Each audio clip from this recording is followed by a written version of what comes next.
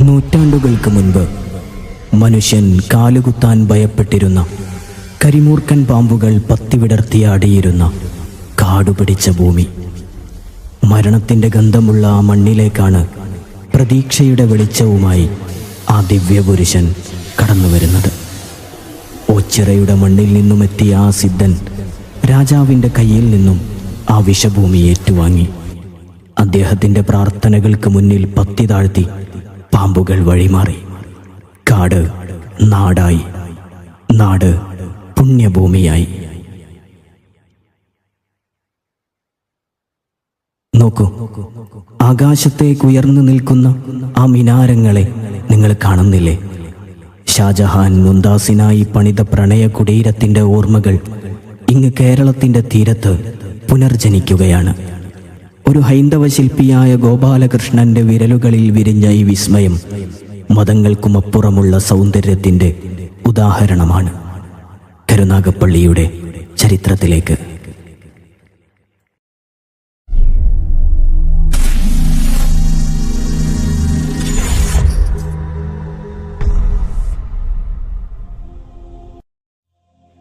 പണ്ട് വടക്കേ മലബാറിൽ അബ്ദുൽ ഖാദിർ സാനി എന്ന മഹാനായ ഒരു ഷെയ്ഖ് ഉണ്ടായിരുന്നു. സഞ്ചാരപ്രിയനായ ഷെയ്ഖ് ഒരിക്കൽ പൊന്നാനിയിലേക്ക് പോകുന്ന വഴി ഒരു കർഷകനെ പരിചയപ്പെട്ടു. ഹസൻ ഇബ്നു അലി എന്നാണ് ആ കർഷകന്റെ പേര്. പരിചയപ്പെട്ടതിനു ശേഷം ഷെയ്ഖ് ഹസൻ ഇബ്നു അലിയോട് ചോദിച്ചു, നീയും എൻ്റെ കൂടെ പോരുന്നുണ്ടോ എന്ന്. ആദ്യമായാണ് കൃഷി മാത്രം അറിയുന്ന എന്നെ ഒരാൾ കൂടെ വിളിക്കുന്നത്. അദ്ദേഹം മറ്റൊന്നും ആലോചിക്കാതെ സമ്മതം മൂളി. അങ്ങനെ ഷെയ്ഖും കർഷകനായ ഹസനും യാത്ര തുടങ്ങി. യാത്രാമധ്യേ ഷെയ്ഖ് അവർകൾ നിരവധി അറിവുകളും വിജ്ഞാനങ്ങളും തൻ്റെ പുതിയ ശിഷ്യന് പകർന്നു നൽകി. അങ്ങനെ ഷെയ്ഖും ശിഷ്യനും കൂടി പൊന്നാനി പള്ളിയിലെത്തി. അക്കാലത്ത് പൊന്നാനി പള്ളിയിലെ മുദരിസായിരുന്നു മഹാനരായ ഷെയ്ഖ് സൈനുദ്ദീൻ മഖ്ദൂം റളിയല്ലാഹു അൻഹു. മഖ്ദൂം കുടുംബക്കാർ മധുരയുമായി വലിയ ബന്ധമുള്ള ആളുകളാണ്. മഹാനരായ നാഗൂർ ഷാഹുൽ ഹമീദ് മീറാൻ വലിയുല്ലാഹി തങ്ങൾ പൊന്നാനിയിലെത്തി മഹാനായ സൈനുദ്ദീൻ മഖ്ദൂം തങ്ങളെ സന്ദർശിക്കാറുണ്ടായിരുന്നു എന്ന് ചരിത്രങ്ങളിൽ കാണാൻ കഴിയും. ഷെയ്ഖും ശിഷ്യനായ കർഷകനും മഹാനരായ സൈനുദ്ദീൻ മഖ്ദൂം തങ്ങളുടെ ചാരത്തെത്തി. മഹാനരായ അബ്ദുൽ ഖാദിർ സാനി തങ്ങളെ കണ്ടപ്പോൾ മഹാനരായ ഷെയ്ഖ് സൈനുദ്ദീൻ മഖ്ദൂം തങ്ങളുടെ ശിഷ്യന്മാർ ബഹുമാനപ്പെട്ടവരോട് പ്രസംഗിക്കാൻ ആവശ്യപ്പെട്ടു. സൈനുദ്ദീൻ മഖ്ദൂം തങ്ങൾ അതിനുള്ള അവസരം നൽകുകയും ചെയ്തു. എന്നാൽ അബ്ദുൽ ഖാദിർ സാനി എന്ന ഷെയ്ഖ് പറഞ്ഞു, എൻ്റെ പുതിയ ശിഷ്യൻ നിങ്ങളോട് സംസാരിക്കും. പേടിച്ച് വിറങ്ങലിച്ചു നിന്ന കർഷകനായ തൻ്റെ ശിഷ്യനെ ചാരത്തേക്ക് വിളിച്ച് ഷെയ്ഖ് അദ്ദേഹത്തിൻ്റെ നെഞ്ചിലൊന്ന് തടവിക്കൊടുത്തു. ശിഷ്യൻ്റെ ഹൃദയത്തിൽ നിന്നും വിജ്ഞാനം പരന്നൊഴുകാൻ തുടങ്ങി. പിന്നെ അവിടെ നടന്നത് അത്ഭുതമായിരുന്നു. ഷെയ്ഖ് സൈനുദ്ദീൻ മഖ്ദൂം തങ്ങൾ പോലും അമ്പരന്നു നിന്ന വൈജ്ഞാനികമായ വലിയ ഒരു പ്രഭാഷണം ആ കർഷകൻ്റെ അധരങ്ങളിൽ നിന്നും മുതിർന്നു വീണു. പരിശുദ്ധമായ ഖുർആനിൻ്റെ ആയത്തുകൾ ഓരോന്നും വിശദീകരിച്ച് സാരസമ്പൂർണമായ വഅള് നടത്തി അദ്ദേഹം ജനങ്ങൾക്കിടയിൽ വലിയ ബഹുമതി നേടുകയും ചെയ്തു. പൊന്നാനിയിൽ നിന്ന് തിരിച്ചു വരുന്ന വഴി ഷെയ്ഖ് തൻ്റെ ശിഷ്യനോട് പറഞ്ഞു, ഇനി നിനക്ക് നിന്റെ വഴി, നീ പോകുന്ന വഴികളിൽ വിജ്ഞാനം നിറക്കണം, മറ്റുള്ളവരെ സന്മാർഗത്തിലേക്ക് കൂട്ടിക്കൊണ്ടുവരണം. അങ്ങനെ ഷെയ്ഖ് വടക്ക് ഭാഗത്തേക്കും ശിഷ്യൻ തെക്കുഭാഗത്തേക്കും യാത്ര തിരിച്ചു. അങ്ങനെ ഓച്ചിറക്കാരനായ ആ കർഷകൻ കരുനാഗപ്പള്ളി പുതിയ കാവിലെത്തി.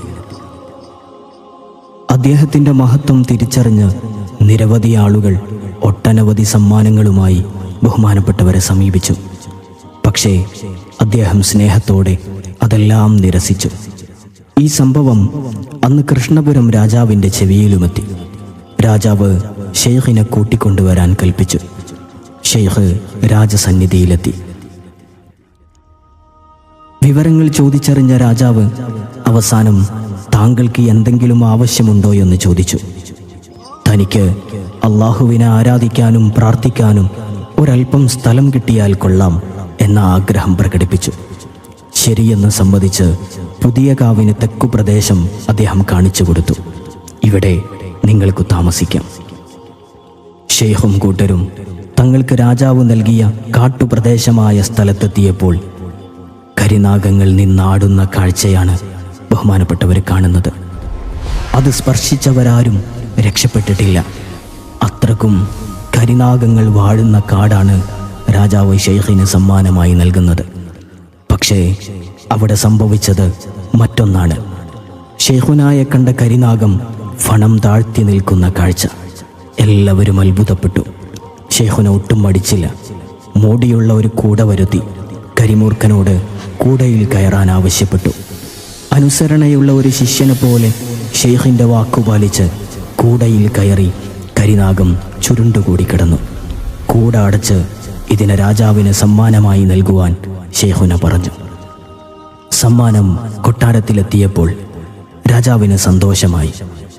സമ്മാനത്തിൻ്റെ മൂടി തുറന്നതും പത്തി വിടർത്തിയാടുന്ന കരിനാഗത്തെ കണ്ടതും വിറളി വിളിച്ചുകൊണ്ട് എന്തു ചെയ്യണമെന്നറിയാതെ എല്ലാവരും നാലു ഭാഗവും ഓട്ടം തുടങ്ങി. സമ്മാനവുമായി എത്തിയ ഗുരുവിൻ്റെ ശിഷ്യനെ വിളിച്ച് രാജാവ് ക്ഷമ പറയുക മാത്രമല്ല എന്താവശ്യവും നിറവേറ്റി കൊടുക്കാമെന്ന് യാചിക്കുകയും ചെയ്തു. ഒടുവിൽ ഷെയ്ഖിനെ വരുത്തി കാൽക്കൽ വീണ് ക്ഷമയാചിച്ചു. അപ്പോൾ ഷെയ്ഖുന കേരള കൂടയിൽ എന്നു പറഞ്ഞ് ആ കരിമൂർഖനെ മുമ്പത്തെ പോലെ കൂടയിൽ കയറ്റി. അനുസരണയുള്ള ശിഷ്യനെ പോലെ കരിനാഗം കൂടയിൽ കയറി.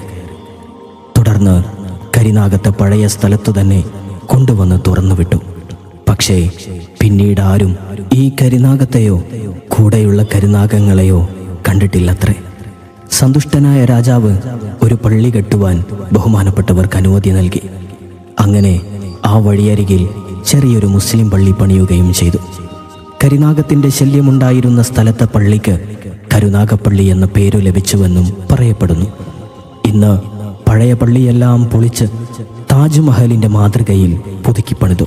മഹാനായ ആ ഷെയ്ഖും 11 ശിഷ്യന്മാരും ഇന്ന് കരുനാഗപ്പള്ളിയുടെ അകത്തളത്തിൽ വിശ്രമിക്കുന്നു.